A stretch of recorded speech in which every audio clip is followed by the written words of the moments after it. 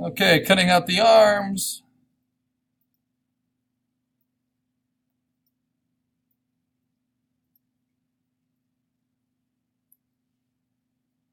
Go ahead and do a quick pass with this magic wand.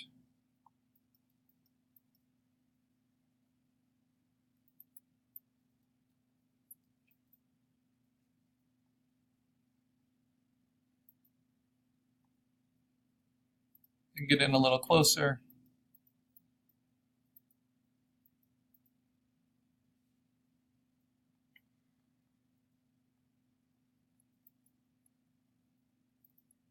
And just kind of not using a tiny brush. I know some of you are using like 8-pixel brushes, and that's getting a little too precise for your own sanity. But by using the tablet, I can take like little stripes away and kind of give the illusion of fur if I need to.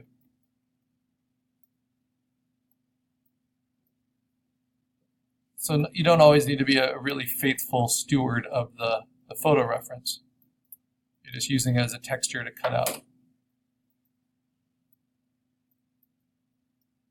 Because the outline silhouette, like we talked about from the beginning with our sketches and looking at Pokemon, poses, and understanding the anatomy, that silhouette is everything. So if your creature is furry, that edge has to look furry.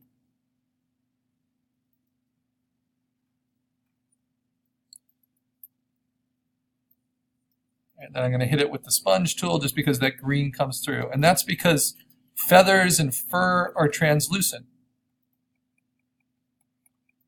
And you don't want that background color to affect it.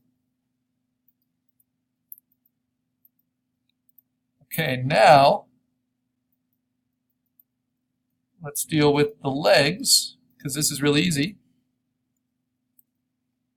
I just want to get rid of this.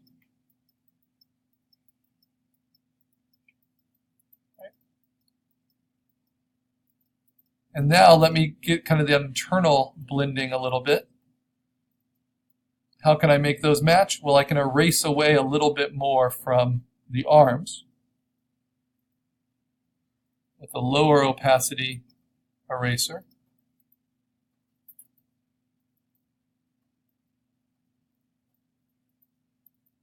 And that can help. But I can also clone stamp low opacity on the arms and bring some of this fur color and texture into that leg layer. Kind of show the graying of the fur going into the back.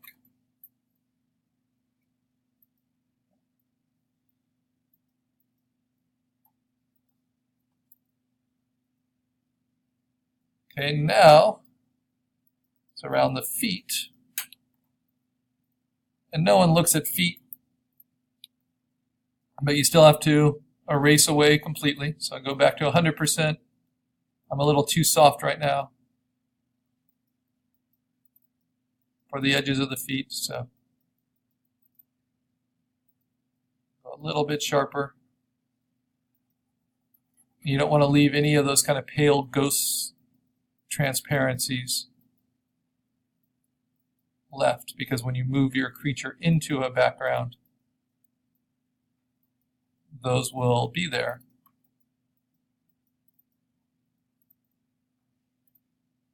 Make my brush a little bit smaller. A shortcut for that is right-clicking with your mouse, and that will get you right to the brush settings wherever you are.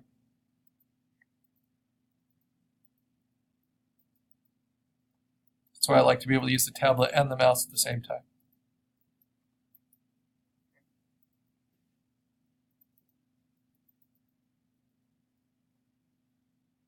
Now it's tempting to leave the shadows under their feet, but remember, we're going to be putting these creatures into environments that we choose.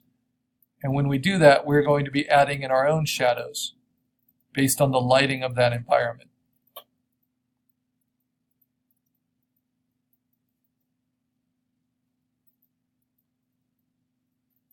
So we really just want your creature head to toe, without anything else, without any background elements.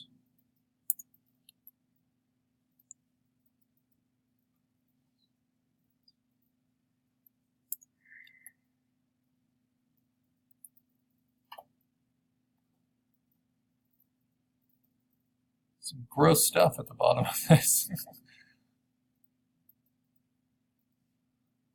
I think they're just twigs, but they look like tapeworms and all kinds of things. Get distracted.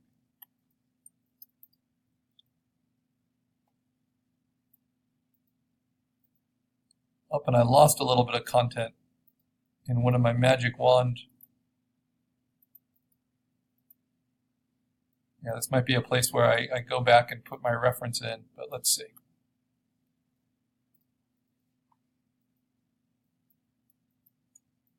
That foot does not look like it should.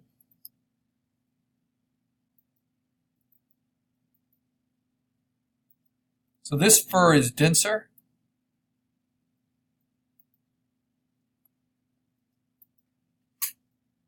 And it's getting overlapped with another layer. So I'm being a little more heavy-handed, just isolating it, so that then I can just lasso it completely and get rid of it.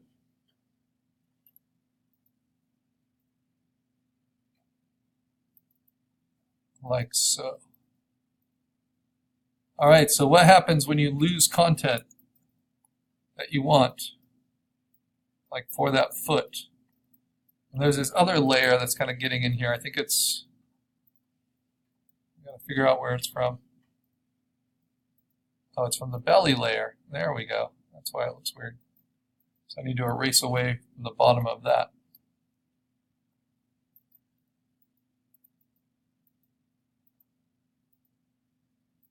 What's nice is there's more foot there that I can use.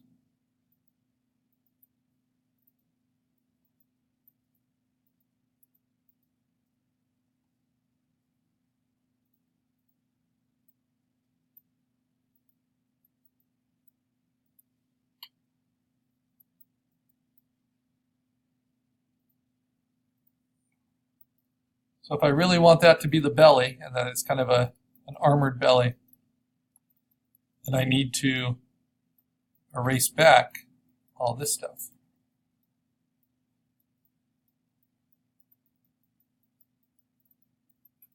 And help to transition it into the foot.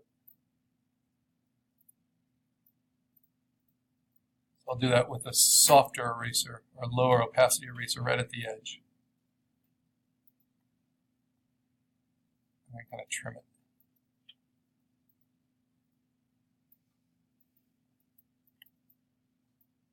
So how can I get this foot to work?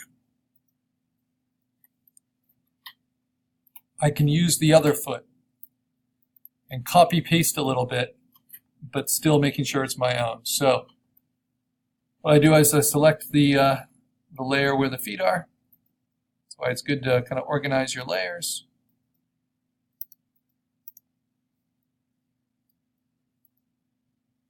Going to just select the foot, now nicely cut out, duplicate it with Command J, flip it with Command T, and flip horizontal.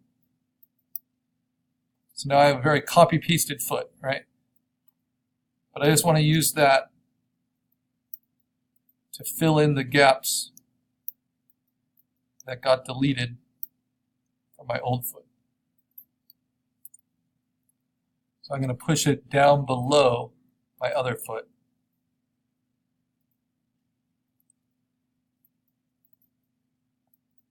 Kind of move it into place.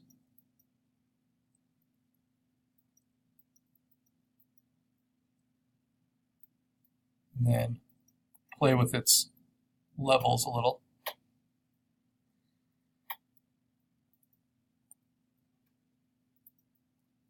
And then I can work on erasing it out, knowing I'm fairly safe because my old foot is showing there underneath.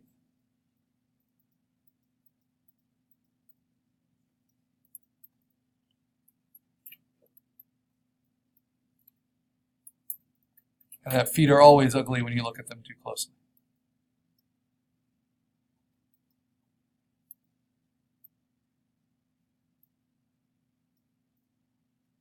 So when you do copy-paste elements, you want to definitely make them your own. And you definitely don't want them to be recognizable as the same element, front to back. I'm also going to burn it right there. burn the midtones so that they fit with the lighting of the foot on top. Okay.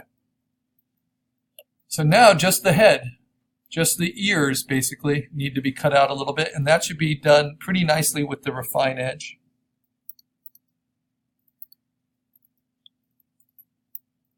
And then we can move on to just the finishing techniques and submitting. So I'm going to select around the edges, use refine edge to bite in, soften.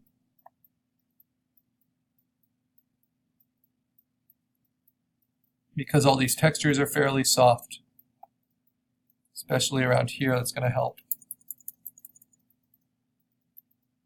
And then I can go in with my 100% eraser.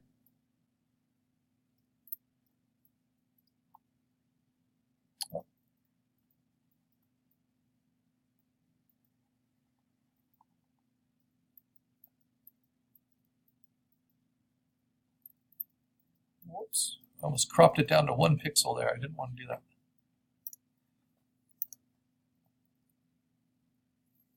All right. And a lot of that sheen's actually coming from the snout layer, so I can just erase that from the edges.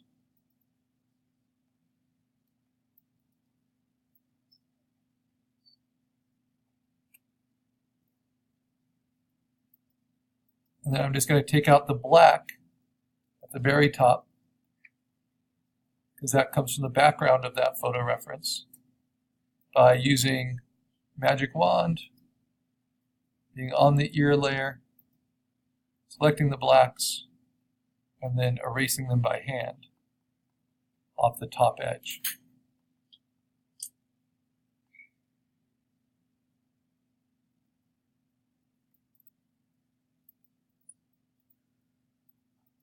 Try selecting them again because I didn't get quite all of them. There we go.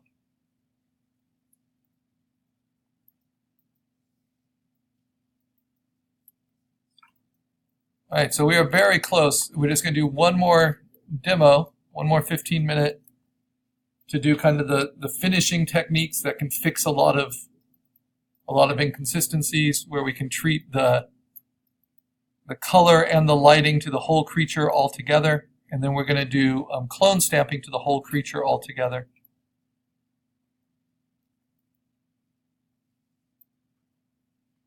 And then we'll submit it. Hopefully feel pretty good about it.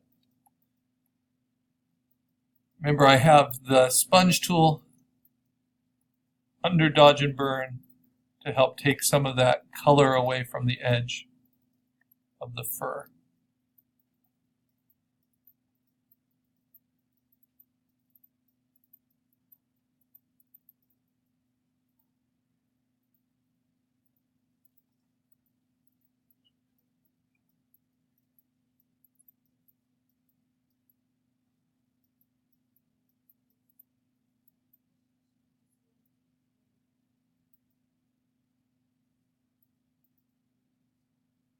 Ultimately, I think I'll want to do a quick one more pass where I kind of cut it out and soften it.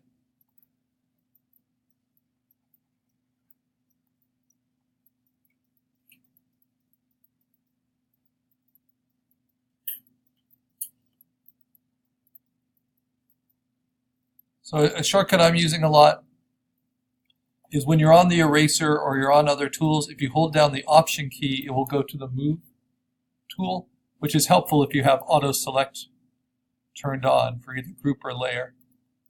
So as I'm erasing, I can move to different layers and use different tools there. Like I can dodge this,